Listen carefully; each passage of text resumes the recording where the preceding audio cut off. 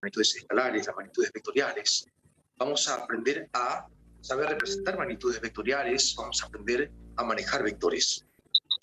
¿Cuáles son sus partes? ¿Cómo descomponer vectores? Todo ello. ¿Bien? Así que, jóvenes, la clase de vectores es la más compleja que existe en toda la física. Hoy vamos a ver esa clase. ¿Ya? Yo quiero dejarte con una buena base sobre vectores para que con esa base tú puedas entender con mayor facilidad a tu docente. ¿Bien? Así que, jóvenes, listo para comenzar. Veamos si ya entraron sus demás compañeros.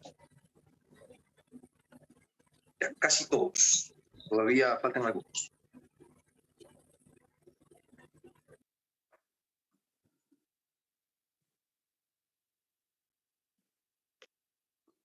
Mientras terminan de ingresar sus demás compañeros, en la clase número 1, que fue la de lunes, yo les estaba, al final de clase, les estaba dando una recomendación, pero se cortó la reunión y no pude terminar de dárselas. Así que quiero comenzar con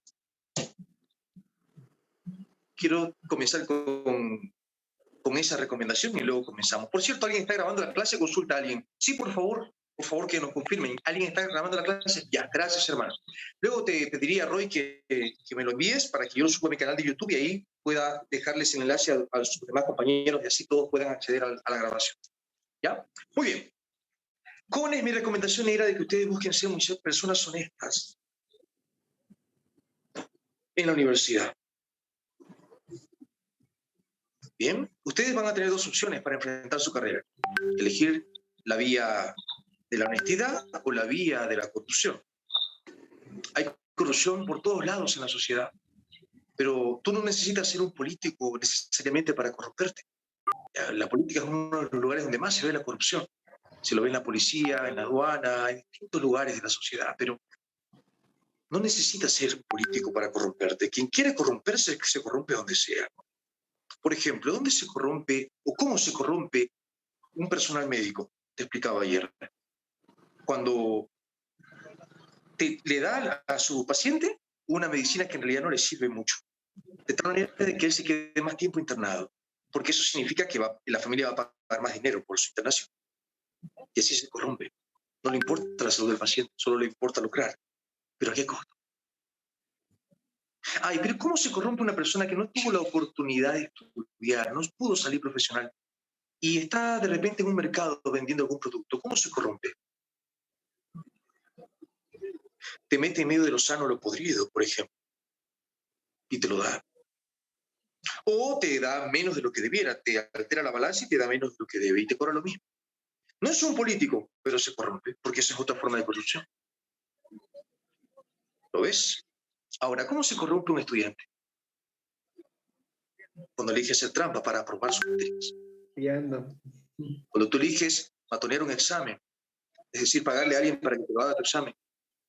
Cuando tú decides copiar las respuestas, estás corrompiéndote como estudiante. Y si ahora, con algo tan sencillo como enfrentar un examen, te corrompes, más adelante, cuando seas profesional, igual te vas a corromper. Vas a terminar siendo uno de tan grandes corruptos que existen en cualquier parte de la sociedad. Pero la idea no es que tú te conviertas en uno de tantos corruptos, sino que seas distinto, mejor, que seas una buena persona, una persona honrada, que ponga en alto el nombre de su familia, por su honradez, por su honestidad. Entonces, comenzar desde ahora. Si tú vas al gimnasio y no puedes levantar una pesita pequeña, no pensé que vas a poder levantar una pesa más grande. Si ahorita con lo poquito que te toca enfrentar en la universidad, con lo de los exámenes, no podés ser honesto, tampoco vas a ser honesto cuando seas profesional. Entonces, comenzar desde ahora. Sé honesto porque la honestidad te hace grande. ¿Está bien? Esa es la recomendación que quería darle la clase anterior. Ahora sí vamos a comenzar con vectores. ¿Bien? A ver, jóvenes. Chicos, primeramente tienen que saber que en la naturaleza, porque en la física se estudia el universo, todo lo que existe, y en la naturaleza, en todo lo que existe, vamos a encontrar cosas que se pueden medir. Y todo lo que se puede medir se le va a dar un nombre, magnitud física. Magnitud física es todo lo que se puede medir. Por ejemplo, este objeto, este marcador, tiene cierto largo ¿sí? Tiene cierta longitud, se le llama. Tiene cierta longitud. ¿Cuánto mide esto? Unos 10 centímetros. Ok, esa es su longitud. A eso, que tan largo es algo, se le llama longitud, y eso viene a ser una magnitud física. Es algo que yo puedo medir. Mido 10 centímetros, ya está. Otra cosa que yo puedo medir es la masa. ¿Qué es la masa? Bueno, la masa es la cantidad de materia que tiene este objeto. La cantidad de materia. Entonces, ¿cuánta materia tiene esto de acá? ¿Cuánto es su masa? 200 gramos. Ah, ya está. Esa es la masa de este marcador.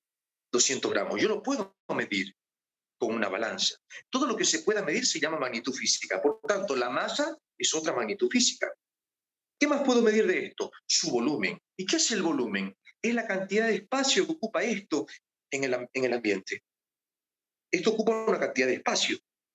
Ocupa una cantidad de espacio.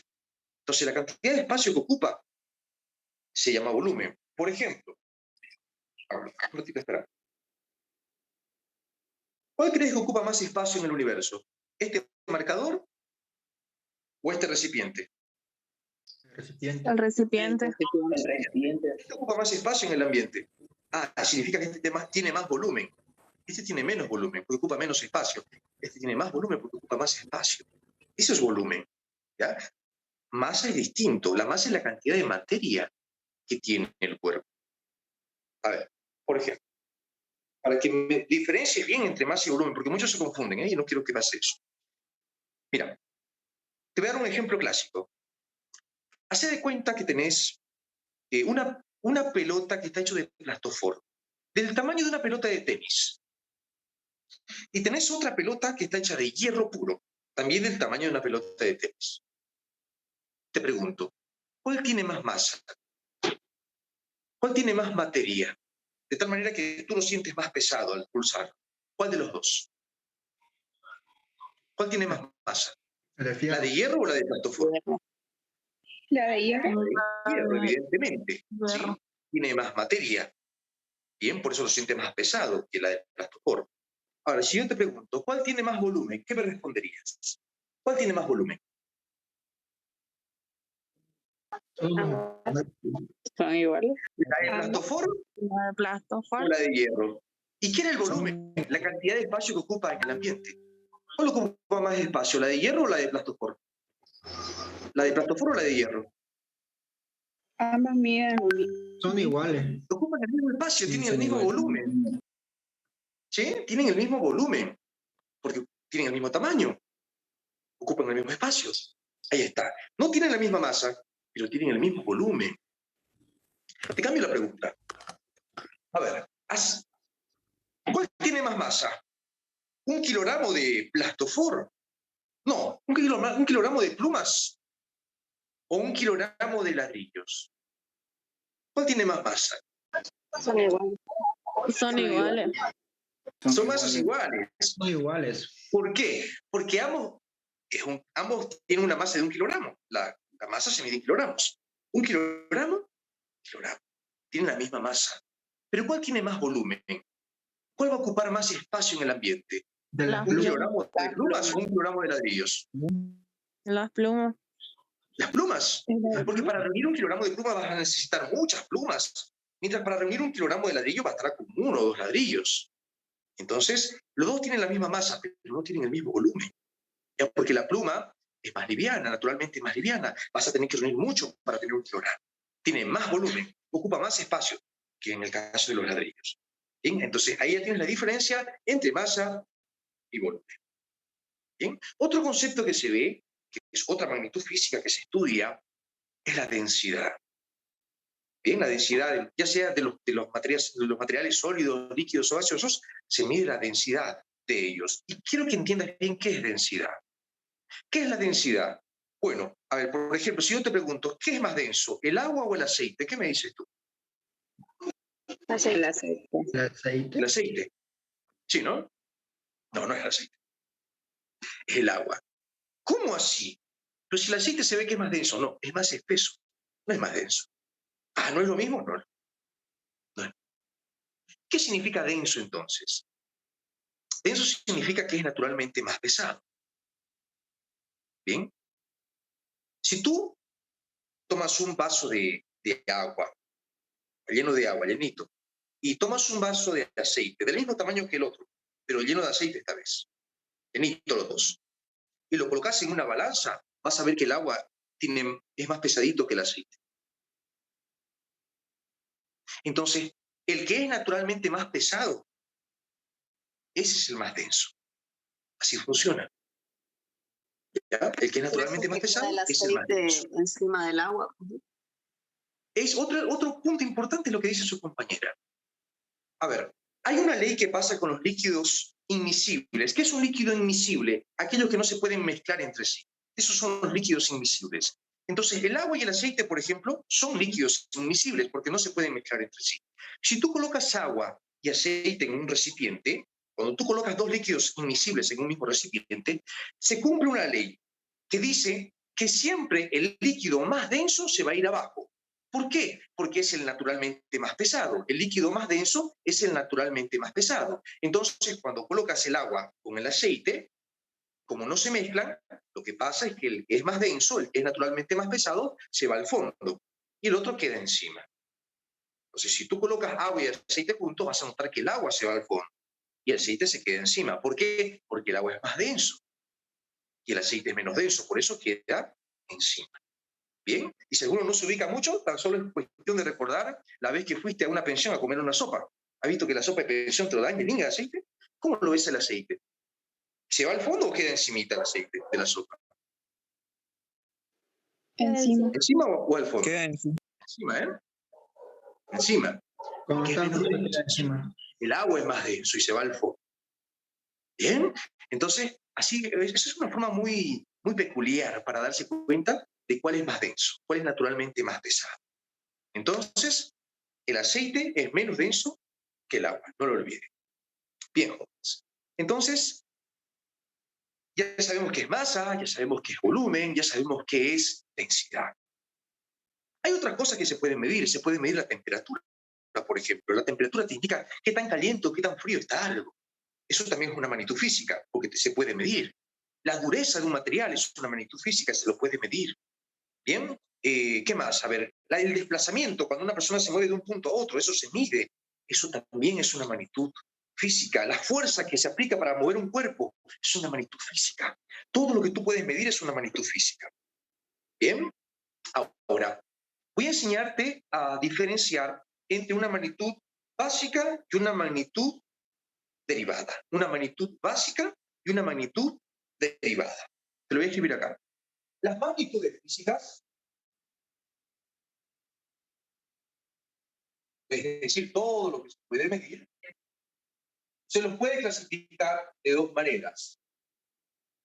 La primera es básicas y derivadas.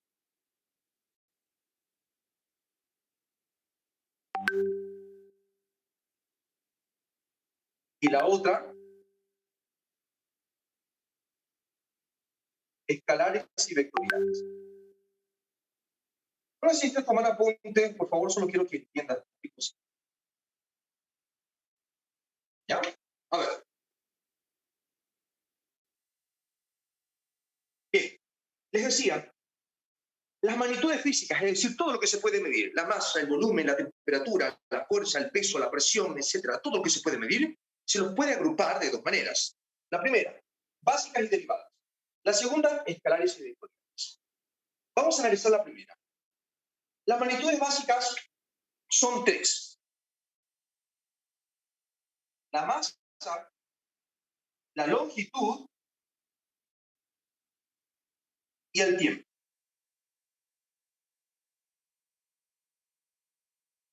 A veces se toma en cuenta un último que es la temperatura, pero la mayoría de las veces solamente se toma en cuenta los tres primeros. Y el cuarto es un complementario simplemente. ¿Bien? A ver, déjame ver si se ve. ¿Pantalla? Creo que sí. Ya. Esas son las básicas. Masa, longitud y tiempo. ¿Bien? Y algunos docentes toman en cuenta la temperatura también como base. Y el resto de las cosas que se puede medir, el resto de las magnitudes físicas serán derivadas. Es decir, ¿qué es el resto? Bueno, el volumen, la densidad, ¿qué más? La fuerza, etc. Es decir, si tú quieres saber si una magnitud física es básica o derivada, es facilísimo. Pregúntate, las básicas solo son 3. Ya vamos a dejar de lado por un momento la temperatura. Ya que la mayoría de los docentes lo hace así, solamente toma en cuenta los 3 primeros. Las básicas son 3. Masa, longitud, tiempo. Si te dan una magnitud física y no es ninguna de estas 3, ni tampoco temperatura, entonces es una magnitud derivada. ¿Bien? Lo digo de nuevo. Para saber si una magnitud física es básica o es derivada, bueno, si es masa, longitud o tiempo, es básica. Y si no es ninguna de estas 3 y tampoco temperatura, es derivada. Así de sencillo. Voy a ver si me has entendido. Te pregunto, ¿el tiempo es una magnitud básica o derivada? Básica. Básica, aparece entre las 3 acá. ¿El peso qué es? ¿Básica o derivada? Derivada. Derivada, porque no aparece acá. Entonces, si no es básica, es derivada. ¿La longitud qué es? ¿Básica o derivada? Básica. Básica, porque aparece aquí. Bien, otro. ¿El área qué es? ¿Básica o derivada? Derivada. Derivada, porque no aparece acá, así que derivada. Bien, sigo. ¿La masa qué es? Básica. Básica, porque no Básica. aparece aquí. Bien. Otro. ¿La presión qué es? Derivada. Derivada, porque no aparece aquí, así que tendrá que ser derivada. ¿La potencia qué es? Derivada. También derivada. ¿Por qué? Porque no aparece aquí, así que tendrá que ser derivada. Así de sencillo ustedes van a identificar cuándo una magnitud física es derivada o es básica. ¿Ok? Eso en cuanto a básicas y derivadas. Ahora vamos a analizar estas acá. Escalares y vectoriales. Esto es lo que más me interesa. ¿Ya? Porque aquí es donde generalmente la mayoría de los profesores, de los docentes, hacen su análisis a profundidad. Esto lo tocan de pasada. Esto lo analizan a profundidad. Vamos a verlo. ¿Cuándo una magnitud física es escalar? ¿Cuándo es vectorial? Te lo voy a decir en palabras sencillas. Primeramente, mira, hay ciertas magnitudes físicas que para poder dar información sobre ellas, basta con decir su tamaño. Solo su tamaño. Y ya está. Pero hay ciertas cosas, ciertas magnitudes físicas, que no basta con decir un tamaño. También se debe especificar una dirección. Te voy a dar ejemplos. El desplazamiento. Si hay una persona caminando por tu barrio, por tu zona, y te dice, disculpe, ¿no hay una tienda por acá cerca? Tú le dices, sí, claro, aquí una cuadra a la derecha. Tú le estás dando un tamaño, una cuadra, pero también le estás dando una dirección, a la derecha. Si tú solamente le das un tamaño, no es suficiente. Si tú solo le dices una cuadra, puede que se vaya una cuadra a la izquierda y se pierda. Tienes que darle una dirección. De aquí, o sea, aquí, una cuadra a la derecha. Hay un tamaño, una cuadra. Hay una dirección a la derecha. Ahí la información está completa. Esa es una cantidad vectorial. Cuando no hace falta, o sea, cuando no es suficiente con un tamaño, se necesita una dirección, ahí se llama cantidad vectorial. Ahí es una magnitud vectorial. Ahí se le llama vectorial. Ahora, cuando no necesita dirección, entonces se llama escalar. Si necesita dirección, vectorial. Si no necesita dirección, escalar. Así de sencillo. Por ejemplo, algo que no necesita dirección, la masa. Cuando vas a comprar carne, por ejemplo, tú le dices, señora, véndame medio kilogramo de carne y listo. No le decís, señora, me da un kilo de kilogramo a la izquierda, porfa. No le va a decir eso. Porque si le decís eso, te va a empezar a mirar raro la señora. Luego va a tomar su teléfono y va a hacer una llamadita. Y después van a aparecer 2 personas vestidas de blanco para recogerte. No puedes decirle así. Porque no es necesario especificar una dirección. Basta con un tamaño. Deme un kilogramo de carne y listo. Un tamaño. Se acabó. El volumen. Por ejemplo, la leche. Cuando vas a comprar leche. Deme un litro de leche y se acaba. No hay por qué especificar dirección. Pero en el desplazamiento sí era necesario especificar dirección. Por tanto, ahí era vectorial. Porque era necesario especificar dirección. Quiero ver si me has entendido. A ver, la temperatura, ¿qué es? ¿Escalar o vectorial? Escalar. Escalar. No hay necesidad de especificar direcciones. ¿A qué temperatura estamos? 30 grados centígrados, se acabó. Es escalar. El tiempo, ¿escalar o vectorial? Escalar. Escalar también. ¿Cuánto tiempo se llega? En media hora. Se acabó. No hay necesidad de especificar dirección. La fuerza es una cantidad vectorial, por ejemplo. ¿Por qué? Porque si querés mover un objeto tenés que aplicar una fuerza, pero también hay que especificar en qué dirección hay que aplicar la fuerza para mover al objeto. No sea que te mueva para otro lugar donde tú no quieres. Si le dices a alguien que te ayude a mover un objeto, tenés que decirle moverlo para allá. Aplica una fuerza, pero para allá. Le tenés que especificar una dirección. Entonces la fuerza es una cantidad vectorial. Otras cantidades vectoriales conocidas son la velocidad, la aceleración, el peso. El peso siempre va hacia abajo. Si no me crees, toma un objeto y déjalo caer. Verás que se va hacia abajo, hacia el centro de la Tierra. Entonces, jóvenes, esas son cantidades vectoriales. ¿Ok? Uno tiene que ir conociéndolas de a poco, obviamente. Voy a reiterar las cantidades vectoriales. El desplazamiento, cuando algo se mueve de un lugar a otro. Desplazamiento. Después está la fuerza, la velocidad, porque cuando un objeto se mueve con cierta velocidad, lo hace en cierta dirección. La aceleración también es una cantidad vectorial. El peso es una cantidad vectorial. Todo ello es cantidades vectoriales. ¿Bien? Ahora, la masa, el tiempo, la temperatura, el volumen, son cantidades escalares. ¿Bien? Ok. Ahora, jóvenes, ya que me han respondido correctamente, procedo a la siguiente parte. A estas cantidades, chicos, que son vectoriales,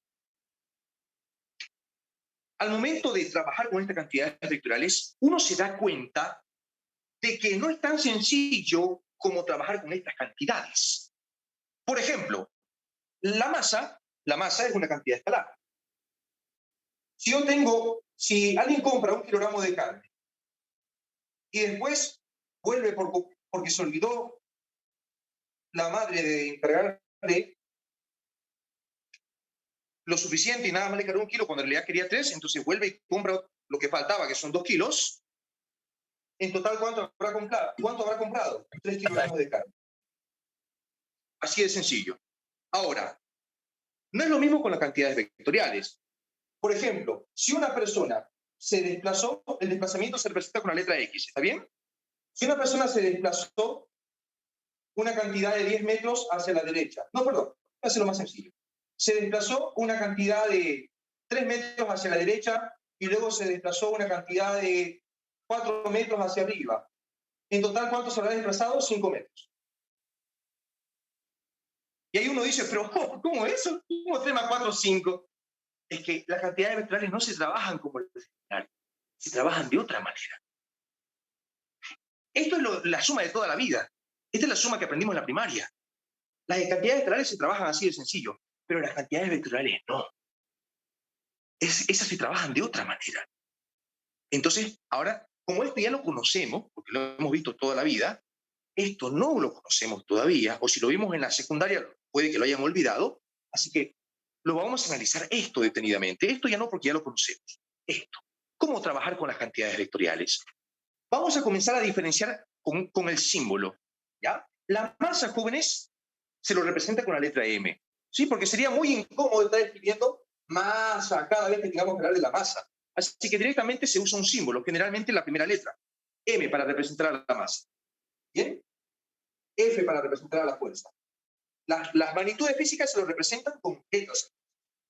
Ahora, a las cantidades escalares se le coloca como símbolo una letra y nada más. Pero a las cantidades vectoriales se les coloca una letra como símbolo y también una pequeña flechita que apunte a la derecha en la parte de arriba. Porque eso es para que me recuerde a mí de que esa magnitud tiene una dirección. Esta no tiene dirección, esta sí tiene. Para eso se anota la flechita arriba, para recordarme que esa cantidad es vectorial, es decir, que tiene una dirección. Reitero, las cantidades escalares se van a representar con una letra, por ejemplo, la masa se representa con la M, y solo una letra, nada más. Pero las cantidades vectoriales tendrán como símbolo una letra también, pero además de la letra se va a colocar una flechita que apunta a la derecha para recordarme de que habrá una dirección.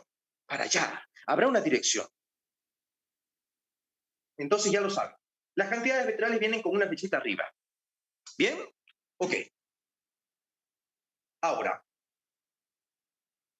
voy a explicarte de dónde salió este signo. La persona que se ha movido primero 3 metros, primero se movió hacia la derecha. Y luego se movió 4 metros hacia arriba.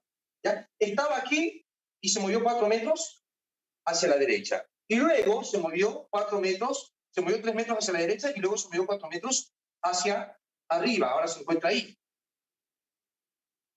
Entonces, ¿cuánto se llegó a mover en total desde aquí hasta aquí? ¿Cuánto es la distancia que se movió?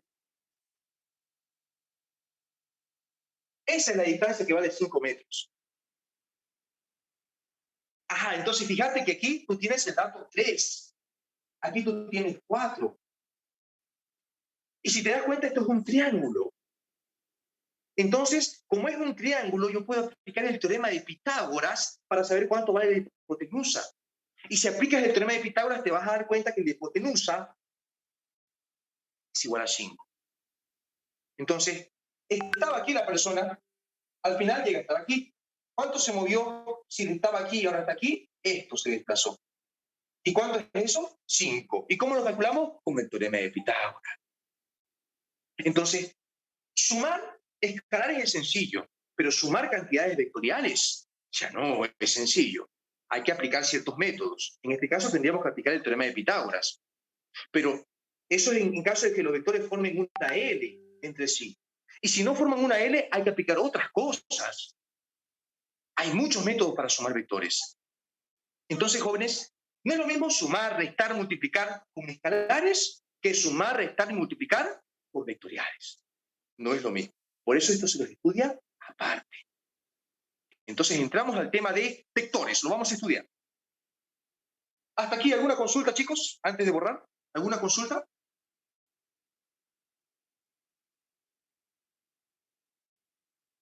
¿Lo graban? Dice Claudia, su compañera. Claro que sí, lo estamos grabando. No se preocupen. ¿Alguna consulta, chicos, hasta acá?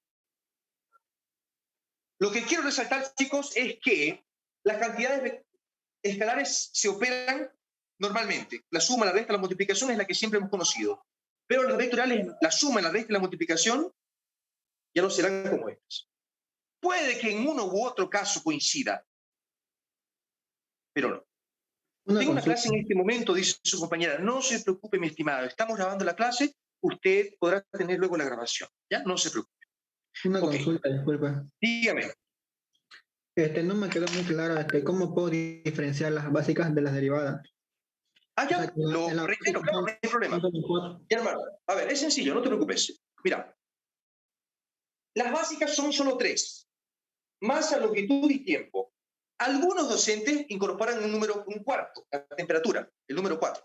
Pero solo son algunos, así que la mayoría solamente toma en cuenta a estas 3 como magnitudes básicas.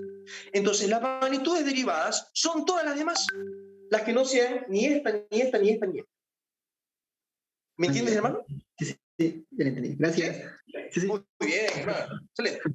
Ahora sí, chicos, nos vamos a detener a analizar lo que es nuevo para nosotros. Las cantidades vectoriales. Le escucho, señorita. En la parte donde dicen escalares, ¿será que podría repetir así rapidito que se escuchó entrecortado, por favor? El valor. Claro. ¿En qué parte, por favor? Donde dice escalares, el valor que está, ¿de dónde sale? Disculpe. Es que lo escuché entrecortado. Todo. ¿Aquí? Sí. Exacto. Ya. Les estaba dando un ejemplo. Les decía, si yo tengo 1 kilogramo de carne y luego compro 2 kilogramos más y sumo, ¿cuánto tengo en total? 3 kilogramos. Para sumar hago una suma sencilla, la que aprendimos en primaria, para las cantidades escalares. Pero no es lo mismo para las cantidades vectoriales. Si una persona se mueve 3 metros hacia la derecha y luego 4 metros hacia arriba, ¿cuánto se movió en total? Yo no puedo decir 3 más 4, 7. El resultado es 5 aquí. O sea, la distancia desde donde empezó hasta donde llegó, esta distancia no es 7. Esta de acá. La suma de esto y esto es 7, pero yo quiero saber cuánto es la distancia desde donde estaba hasta donde está ahora. Esa distancia no es 7. Tendré que calcularlo con otro método. Ya no es una suma directa. Hay otros métodos para sumar vectores, para restar, para multiplicar con vectores, con cantidades vectoriales. ¿Está bien? Eso es lo que estaba explicando. ¿Y cuáles serían esos otros métodos para hacer la suma? Eso es lo que enseguidita voy a explicar. No se preocupen. Ah, ya. ¿Ya? Eso es lo que quiero que sepan. Eso es lo que vamos a ver en este. Ah, por cierto, a las cantidades vectoriales se los representa con flechitas, como yo lo hice acá. X1 sería esta flechita. X1 es esta flechita. X2 es esta otra flechita. ¿Ya? Y esta sería la X total, la que está de rojo. A las cantidades vectoriales se los representa con flechitas. Y a las flechitas se les llama vector. ¿Qué es un vector? La flechita que se usa para representar a las cantidades vectoriales. El mismo nombre lo indica. Vector viene de vectoriales. ¿Bien? Los vectores entonces son las flechitas que se usan para representar a las cantidades que son vectoriales. Muy bien. Ahora sí vamos a conocer cómo trabajar con esas cantidades.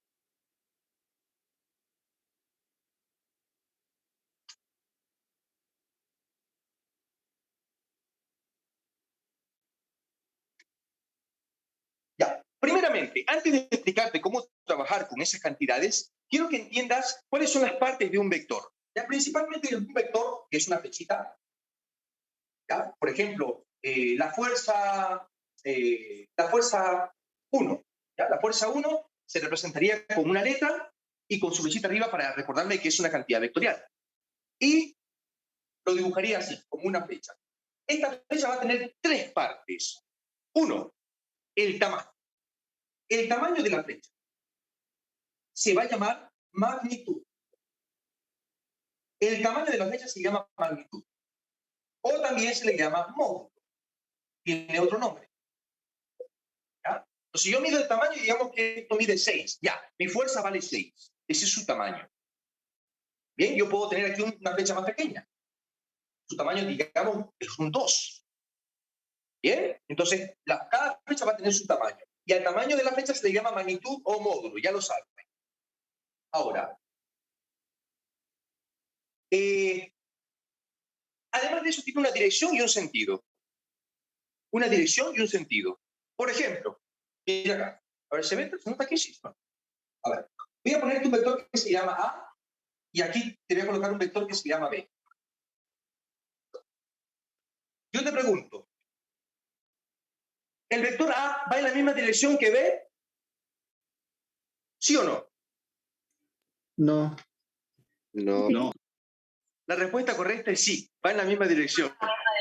Mira, ¿cómo así? Si yo veo que aquí está yendo a la derecha y aquí está yendo a la izquierda, ¿cómo que va en la misma dirección? Ah, no, es que eso se llama sentido, no se llama dirección.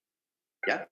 Pero es que nosotros lo conocemos como dirección, sí. En nuestro habla, en nuestro lenguaje diario, sí, se lo conoce como dirección. Pero para ser más exactos, a eso en realidad se le tiene que llamar sentido, no dirección. La dirección acá es horizontal. Esa es la dirección. Horizontal. Los dos son horizontales. Pero este es horizontal hacia la derecha y este es horizontal hacia la izquierda. Aquí la dirección es horizontal y el sentido sería hacia la derecha. Aquí el sentido sería hacia la izquierda. Entonces, los dos tienen la misma dirección, los dos son horizontales, pero tienen distintos sentidos, porque aquí el sentido es hacia la derecha y aquí el sentido es hacia la izquierda. Quiero ver si me has entendido.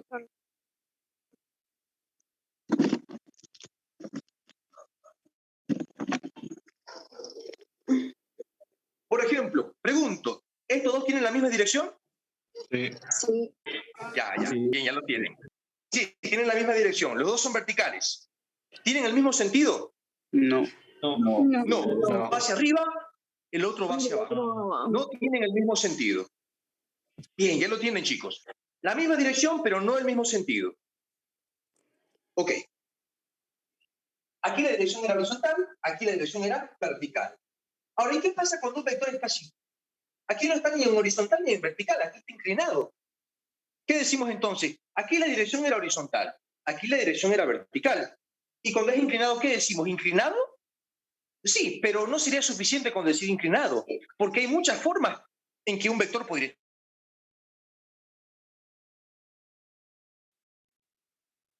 Creo que todavía...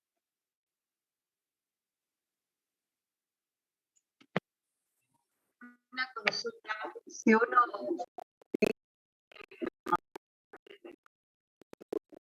Ya. Vamos a continuar, chicos. ¿Ya está la persona que está grabando entonces? Era un tal Roy, sí, yo igual recuerdo el nombre. ¿Ya está la persona? Roy, hermano, ¿está con nosotros? Roy.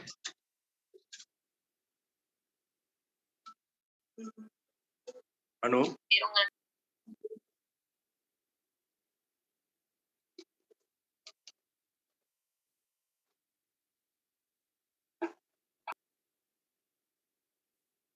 Aún no entró, creo.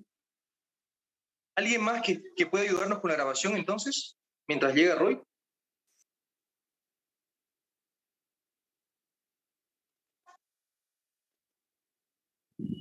Yo soy el hospedador. Alguien consulta quién es el hospedador. Yo soy el hospedador. ¿Por qué le está pidiendo permiso para grabar, señorita? ¿Sí? Ya, yo voy a ser el hospedador a usted, ¿ya? A ver. Para que grabe la clase. ¿Cuál es su apellido o su nombre con que está? Ángela, ¿no? Ya.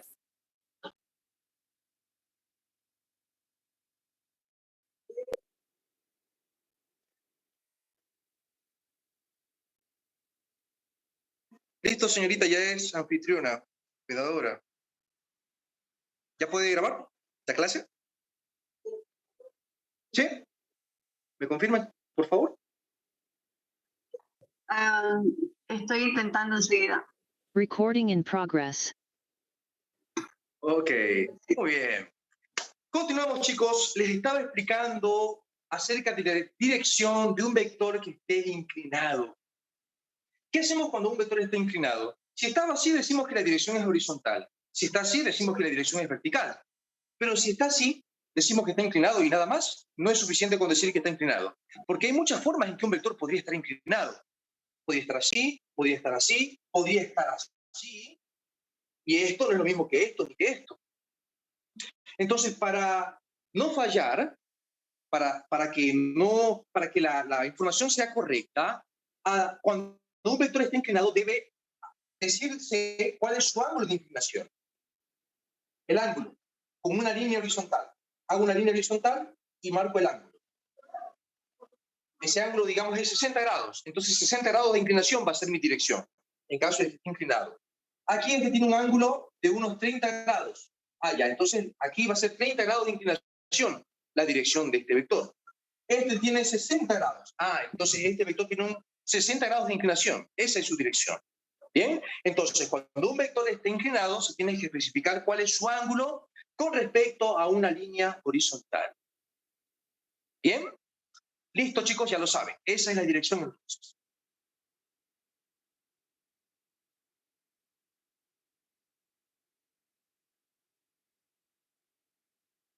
Bien.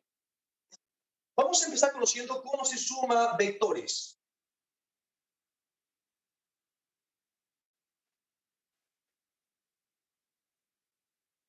Bien. La resta usa la misma estrategia que la suma. La multiplicación yo se los voy a dejar en videos en mi canal de YouTube para que ustedes lo puedan ver con calma. ¿Ya? Hay dos tipos de multiplicación, el producto escalar y el producto vectorial de vectores. Así que eso lo van a tener en mi canal. Por lo pronto les enseño la suma. A ver, si yo tengo un vector que apunta a la derecha, se llama A. Y tengo un vector que apunta a la derecha, se llama B. Y quiero sumar esos dos vectores, ¿cuánto es el resultado? Por cierto, chicos, si yo quiero hablar del tamaño del vector, usaré el mismo símbolo pero sin la flechita. Por ejemplo, el tamaño de este vector es 5 y el tamaño de este vector es 8, por ejemplo. ¿Bien? Cuando yo quiero hablar de todo el vector, no solamente su tamaño, todo, la flecha completa, dibujo la letra, coloco la letra y su flechita. Estoy hablando de todo el vector, la flecha completa. Pero si quiero hablar solamente del tamaño de la flecha, escribo el mismo símbolo pero sin la flechita. Eso me hará entender que solamente estoy hablando del tamaño del vector. Este vector su tamaño es 5, este vector su tamaño es 8. ¿Bien? Ok. Ahora, al vector suma se le va a llamar vector resultante. ¿Ya? Vector resultante. Al vector suma, puede sumar estos dos, me va a quedar un vector, y ese vector se le va a llamar el vector suma o vector resultante. Bien. Comenzamos. Cuando tengas que sumar dos vectores, vas a hacer lo siguiente.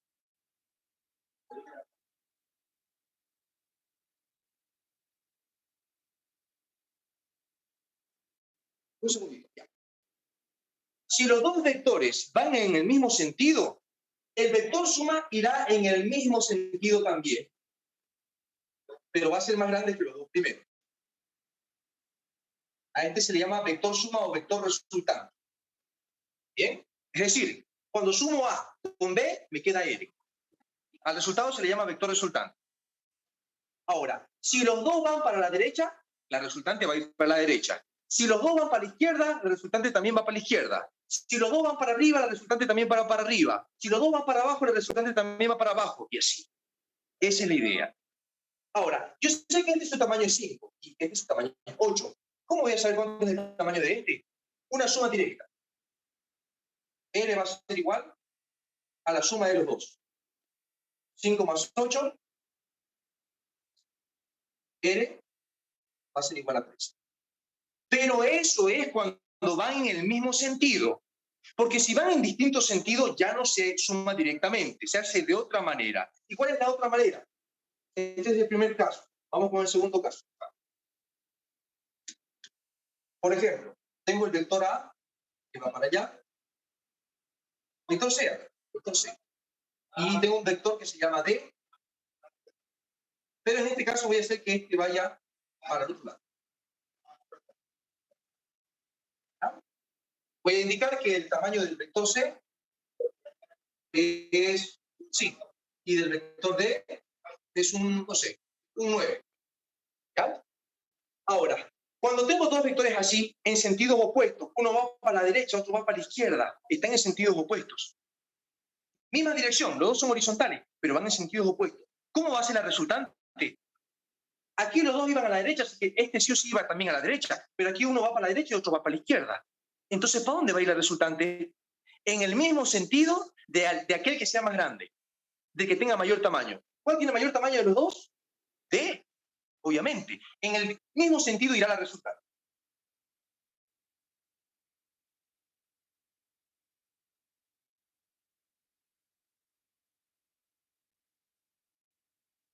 Al sumar C con D me queda un vector que irá en el mismo sentido, en la misma forma en que vaya aquel vector que tenía mayor tamaño. Esa es la idea. Ahora, ¿cómo hallamos el tamaño de este? El tamaño del vector C es 5, del vector D es 9, y de R ¿cuánto va a ser? En este caso, no es una suma, es una resta. ¿Pero cuál resto? ¿C menos D o D menos C? Mayor menos menor. Esa es la idea. Aquí el mayor es D. Entonces coloco D menos C. D menos C. Si el mayor aquí hubiese sido C, hubiese colocado C menos D. Pero no, aquí el mayor es D. Por eso coloco D menos C. Entonces aquí va a ser D vale 9 y C vale 5. Esto me da 9 menos 5, 4. R vale 4. Así es como se suma cuando van en sentidos opuestos. Mismo sentido, sentidos opuestos. Quiero ver si me han entendido. Voy a poner aquí un ejemplo. ¿Ya? A ver. Vector F que vale... Ya sé.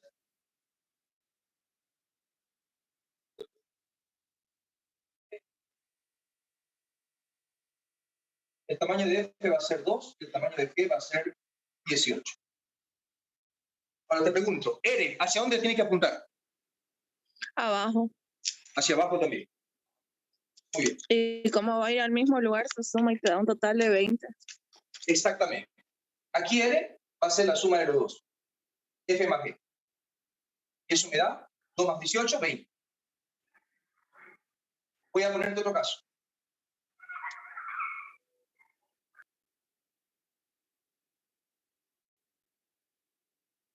Este va a ser el vector H. Este va a ser el vector M. ¿Para dónde va el vector resultante? Abajo. Para abajo. Hacia abajo, porque tiene que ir en la dirección del que, cuando son de sentidos opuestos, tiene que tomar la dirección del que tenía más tamaño, mayor tamaño, para abajo. Ese es el vector resultante. Ahora, ¿cómo calculo? ¿Con suma o con recta? Se Con resta. recta. Con ¿Quién recta. menos quién? ¿Quién menos quién? El mayor con el menor. Bien, eso, entonces, ¿H menos M o M menos H? Ah, es que tengo que ponerte el dato, ¿no? Ya, te pongo el dato. H va a valer 1 y M va a valer 5. Ahí sería entonces M menos H. M menos H. Aquí va a darme 4. Y ya está. Así de sencillo es. Ya saben entonces, cuando son del mismo sentido se suman, cuando son de sentidos opuestos se restan. ¿Estamos bien hasta acá, chicos? ¿Sí? Sí. Bien. Ahora vamos a pasar a otros que son un poquito más complejos.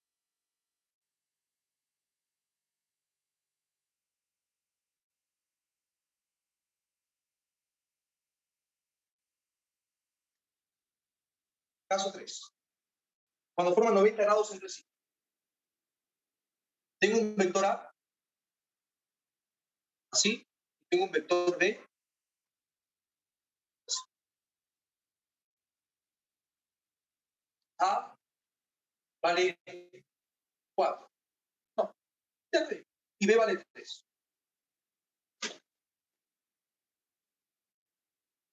Listo. ¿Cuánto vale L?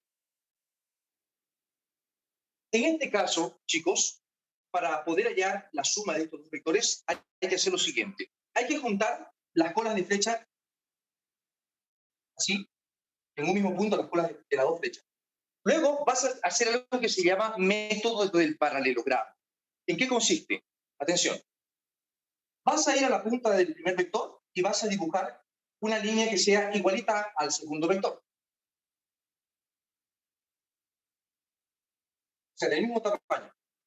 ¿Ya? Igual, aquí vienes a la punta del otro vector y haces una línea igualita al primer vector. Obviamente en algún momento las líneas se van a tocar, se van a juntar. Y luego vas a hacer una línea que una desde la cola de flecha de los dos vectores hasta donde se unieron las dos lineecitas. A ver, con rojo por eso. O con negro, ¿no? Para diferenciar. Ese será el vector resultante. Así lo vas a dibujar el vector resultante. Fíjate que te quedó inclinado esta vez. ¿Ya? Así que tendrás que hallar el ángulo de inclinación para tener su dirección. ¿Bien? Eso le vamos a llamar, no sé, θ. Es una letra griega. θ. Bien. Ahora, ¿cómo hallamos R? Con Pitágoras. Bien. Aquí tenés que colocar raíz de el tamaño del primer vector al cuadrado más el tamaño del segundo vector al cuadrado. Esa es la fórmula a aplicar cuando los dos vectores formen una L entre sí. ¿Ya? Cuando uno y el otro estén formando una L, ahí se aplica. No importa si la L lo forman así, por ejemplo, o lo forman así, no importa cómo esté la L, pero si forman una L, el vector resultante lo vas a dibujar de la manera en que te enseñé, y para hallar el tamaño aplicas esta fórmula que nace del teorema de Pitágoras. ¿Bien? Entonces aplicamos la fórmula. ¿Cuánto me quedaría? Raíz de, el primer vector su tamaño es 4. El segundo vector su tamaño es 3. 16 más 9, 25. Raíz de 25, 5. 5. Aquí la resultante su tamaño es 5. ¿Bien? Ahora, para hallar el ángulo, tienes que usar la fórmula tangente de θ es igual al vector vertical sobre el vector horizontal. Aquí, ¿cuál es el vector vertical? Entonces, se llama A. Y abajo viene el vector horizontal, que sería B. Así, esa fórmula la vas a utilizar. Entonces, despejo θ. Para despejar θ, este θ aquí como tangente pasa al otro lado como tangente a la menos 1. Así se despeja una función trigonométrica. ¿Ya? pasa al otro lado como tangente a la menos 1. También se le llama arcotangente. De todo lo que vi en el otro lado. Entonces, aquí al otro lado había A y B. Y se reemplaza. Tangente a la menos 1 de A, pero A su tamaño es 4, y B es 3. Entonces, ¿cuánto vale θ? Bueno, eso tenés que llevarlo con calculadora. ¿Bien? Yo no tengo una calculadora a mano. ¿Alguien tiene una calculadora a mano para que hagamos el cálculo? ¿Alguien? Nadie. 53,13 dice su compañero, gracias. 53,13 grados. Ese viene a ser el ángulo de acá. Recordemos que el ángulo es la abertura que hay entre una línea y otra. Eso es ángulo. ¿Bien? Entonces, este ángulo indica la dirección, porque este vector tiene un ángulo de inclinación de 53,13 grados de inclinación. ¿Bien? Eso es. Muy bien, así se resuelve cuando los vectores forman una L entre sí. Por cierto, cuando forman una L entre sí reciben el nombre de vectores perpendiculares. Ese nombre se le da cuando los vectores forman una L entre sí. Perpendiculares. Perpendiculares. En tu práctico, en tu examen, es probable que el docente te dé ese nombre. Todos vectores perpendiculares, se refiere a que forman una L entre sí. No te olvides.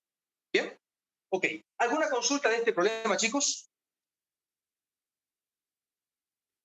Siempre vamos a usar tangente, ingeniero. ¿Perdón?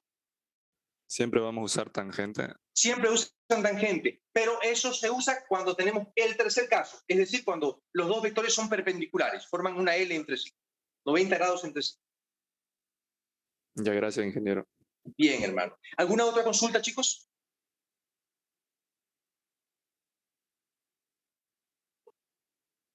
¿Alguna otra consulta? Cuando siempre tiene que encontrarse el ángulo, disculpe, o no. ¿O es opcional? Ya, se tiene que encontrar el ángulo cuando el vector resultante quede inclinado. En los casos anteriores, los vectores no quedaban inclinados, quedaban horizontales, verticales. Entonces, ahí ya no se necesita encontrar un ángulo de inclinación. El ángulo solamente se determina cuando el vector quedó inclinado, porque hay muchas formas en que pueda estar inclinado. Entonces, para dar una información correcta, además de hacer notar que está inclinado, hay que indicar qué tan inclinado está. Y para eso se necesita su ángulo de inclinación, el ángulo θ.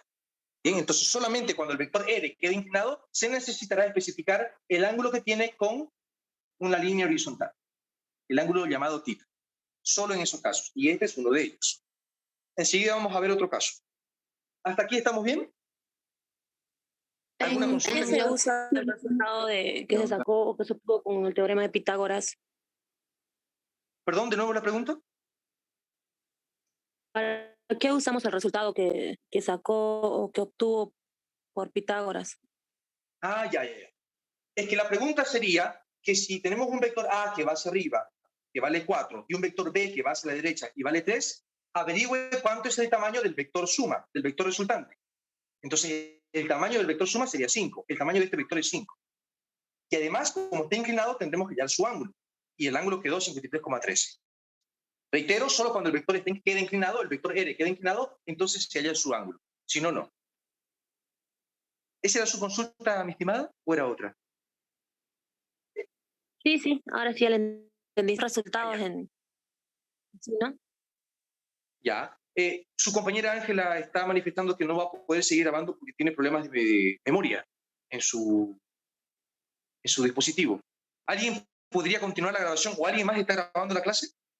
Yo empecé a grabar, ingeniero, desde el principio. Gracias, estimado. Muy bien. Les encargo a todos los que me están ayudando con la grabación que no se olviden de pasármelo, porfa. A la persona que me ayudó en la anterior clase se le olvidó. ¿Ya? Hasta ahora no me lo pasa. Por favor, los demás, ni bien puedan, me lo envían, porfa, ¿ya? Les encargo. ¿Ya? ¿Alguna otra consulta? Sí, disculpe, en los primeros ejemplos que dio era de puros números positivos, pero si fuera, digamos, por ejemplo, menos 9 más, o sea, A menos 9 y B más 5, por así decirlo, ¿cuál sería el resultado? ¿O no se podría calcular? Ya, voy a aclarar esa pregunta. Enseguida, ya voy a borrar esto y voy a aclarar esa pregunta. Algunos docentes, chicos, pasa que algunos docentes le dan la siguiente información. Si el vector A vale menos 2 y el vector B vale 6, y están en el eje X, ¿cuánto es el vector resultante? Entonces, si se lo da de esa manera, que no considero que sea la forma más correcta, pero si se lo dan así, hay que aprender a adaptarse a cómo lo haga su docente. Bien, entonces, en este caso, ¿qué significaría? Si les dice el problema que van en el eje X, entonces, menos 2 significa de que el tamaño es 2, pero que va hacia el eje X negativo. Digamos que 1 o 2 hasta aquí, y que va hacia el eje X negativo. Ahí estaría su vector A. Y 6, bueno, como es positivo, significa que estaría apuntando hacia el eje X positivo, el vector B.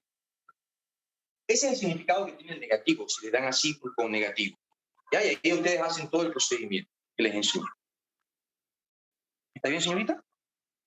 Sí, pero si el mayor sería el negativo y el positivo sería el menor. Igual se haría de una forma similar. Por ejemplo, digamos que B vale 1. ¿Ya? Si B vale 1, va a ser más pequeñito. Va a ser, digamos, ahí, el vector B. Y haría el procedimiento que enseñé, es decir, va a colocar que R es, bueno, A menos B, porque A es más grande, A menos B. Ahora, cuando viene con signos, hay que hacer otro tipo hay que usar otro tipo de reglas, ya que eso es más usado cuando tenés 3 o más vectores. ¿Ya? Yo hasta ahorita les enseñé de a 2 vectores. Ya si son más, si son 3 en adelante, se usan la regla de los signos.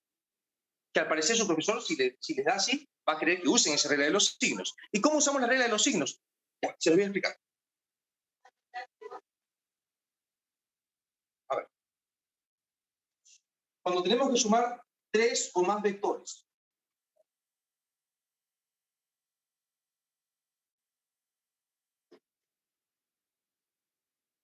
a ver, tengo un vector A que va para allá. Tengo un vector B que va para allá. Tengo un vector C que va para allá. El tamaño de A es 5. El tamaño de B, no sé, 6. El tamaño de C, digamos que es un 10. La pregunta es, ¿para dónde queda el vector resultante? Bueno, ahora son varios vectores. Ya no va a ser tan sencillo como cuando eran 2. En estos casos se recomienda seguir los siguientes pasos. Escuchen. Primero, dibujen un eje cartesiano. XY. Y ahí dibujen a los vectores que eligieron. Pero dibújenlos de tal manera que todas las colas de flecha queden en el origen. Es decir, el vector A quedaría así. La cola de flecha tiene que estar en el origen.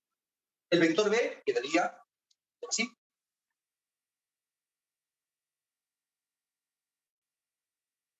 Y el vector C quedaría así.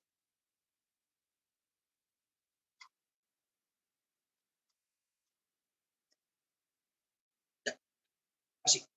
Ahora, para poder sumar a los 3 vectores de una, vas a hacer lo siguiente. El vector resultante va a ser, y te vas a fijar, como aquí todos van en un mismo eje, cuando vayan todos en un mismo eje, en este caso los 3 van en el eje X, te vas a fijar hacia dónde apunta el vector. Si apunta hacia el eje X positivo, vas a anotarlo aquí con positivo. Y si apunta hacia el eje X negativo, aquí lo vas a anotar con negativo. Por ejemplo, A apunta hacia el eje X positivo, lo anoto con positivo. B apunta hacia el eje X positivo, lo anoto con positivo. C apunta hacia el eje X negativo, lo anoto con negativo. Así lo vas a hacer. Bien, entonces, reemplazamos. Aquí están los datos. A vale 5, B vale 6, C vale 10. ¿Esto cuánto queda? 5 más 6, 11 menos 10. Y te vas a fijar en el signo que tiene. Aquí me quedó positivo el resultado. Eso me ayudará a graficar, porque para saber cómo va R, en este caso, cuando ya son varios vectores, tenés que ayudarte con el resultado. El número es el tamaño del vector, y el signo te va a indicar hacia dónde lo tenés que dibujar, hacia dónde me va a quedar el vector resultante. ¿Bien? Entonces, como me quedó positivo, significa que al sumar estos 3 vectores, me queda un vector que va a ir hacia X positivo.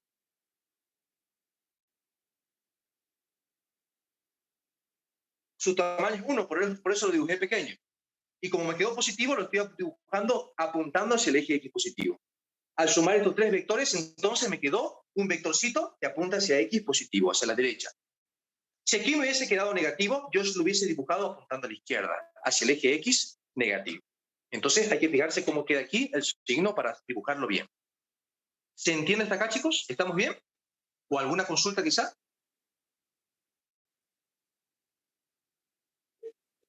Entonces aquí ya no se respeta el sentido, tomando en cuenta la flecha más grande. Sí, aquí ya no se resta mayor menos menor. Aquí ya no es eso. Así, eso se aplica cuando son 2 vectores. ¿Bien? Cuando solo son 2 vectores. Aquí ya no. Aquí, cuando son varios vectores, se va a colocar los signos dependiendo de cuál apunte hacia el eje positivo y cuál apunte hacia el eje negativo. Aquí ya son otras reglas. ¿Bien? Ya. Entonces siempre se va a ordenar primero positivos y después negativos. Sí, eso es lo conveniente. Se podría primero los negativos y luego los positivos también, pero se recomienda primero los positivos y luego los negativos. Eso es. Muy bien. ¿Alguna otra consulta, chicos? También se podría sumar primero los vectores A y B y luego recién restar con el C, como otro método. Claro que sí. Usted quiere hacerlo por partes, es decir, para no hacer esto con regla de signo, primero sumo A y B y al resultado que me quede lo sumo con C. Claro que se puede, pero le tomaría más tiempo, porque lo estaría haciendo por partes. En cambio aquí lo hace todo de uno. Ah, pues sí. ¿Sí, no? Bien. Bien, chicos, ¿qué otra consulta? Aquí no Bueno, se parece usa que está todo bien. la tangente. Cuando es, Perdón. aquí no se usa lo que es tangente, ¿verdad? Sí, aquí no. ¿Por qué? Porque la resultante no queda inclinada. ¿Sí? Si todos son horizontales, la resultante también queda horizontal, no queda inclinada. ¿Cuándo queda inclinada? Cuando hay unos que son horizontales y otros que son verticales. Ahí queda inclinado el vector resultante. Pero aquí todos son horizontales.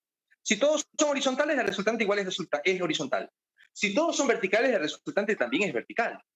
Pero si hay algunos que son horizontales y otros que son verticales, entonces la resultante queda inclinada y tendremos que hallar su ángulo. Así sucede. ¿Bien? Ok, entonces reitero las reglas. Cuando tenés que sumar 2 vectores que van en el mismo sentido, se suman. Cuando tenés que sumar 2 vectores que van en sentidos opuestos, se restan. Cuando tenés que sumar 2 vectores que forman 90 grados entre sí, se aplica Pitágoras. Y se halla el ángulo con tangente. Ahora, cuando tenés que sumar ya no 2 vectores, sino 3 o más vectores, hay otras reglas que aplicar. Si todos van en una misma dirección, es decir, si todos son horizontales o todos son verticales, la resultante va a quedar igual. Si todos son horizontales, la resultante también queda horizontal. Si todos son verticales, la resultante también será vertical. Pero si hay algunos que son horizontales y otros que son verticales, el vector resultante quedará inclinado y tendremos que hallar su dirección aplicando tangente. ¿Bien? Eso es, chicos. Muy bien, muchachos. Chicos, tristemente, la batería de mi dispositivo está a punto de irse, así que tendré que cortar la clase aquí.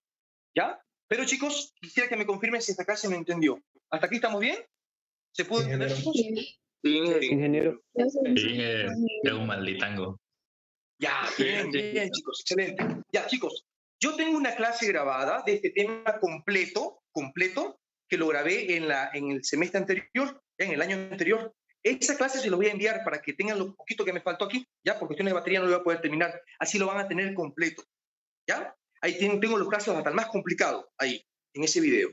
Se los voy a enviar y también les voy a enviar cómo hacer multiplicación con vectores. En mi canal de YouTube va a estar todo eso allí, para que ustedes lo vean con calmita, ¿ya?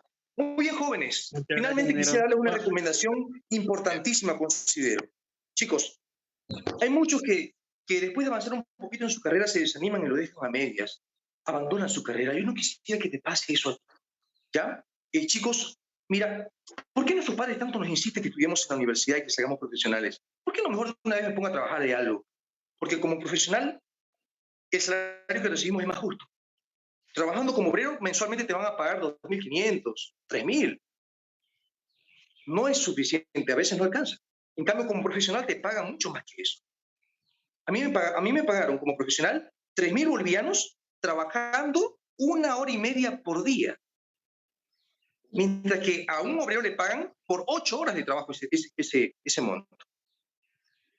Entonces, te pagan 6 veces más, 7 veces más de lo que trabajarías como un obrero. Por eso es que tus padres tanto te insisten que seas profesional. Ahora, mira, ya venciste 12 años en la escuela, es harto tiempo. Te faltan 5 añitos más. 5 añitos. No vayas a echarlo todo por la borda por 5 años. Seguirle peleando hasta el final. 5 añitos más. Aguantá 5 añitos más y vas a salir profesional. Además de eso, sabés que a tus padres les cuesta mucho poder trabajar y tener el dinero para apoyar. Les cuesta harto. La mayoría de nosotros somos de bajos recursos. Y nuestros padres también. Yo provengo de una familia de bajos recursos. Y sé lo duro que es eso. Entonces, valorar el trabajo que hacen tus padres por ti.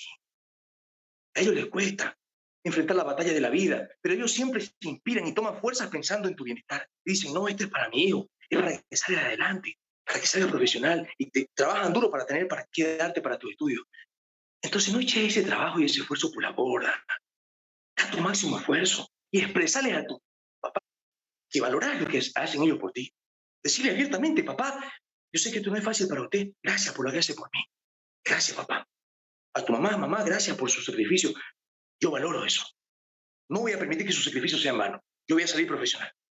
Va a ver, y da tu máximo esfuerzo y salir profesional. Cumplir tu palabra. ¿Está bien? Bien, jóvenes. Ha sido un gusto tener este tiempo con ustedes. Nos vemos en una próxima oportunidad. Pásenla bien. Muchas gracias, ingeniero. Muchas gracias. Hasta luego. Gracias, ingeniero.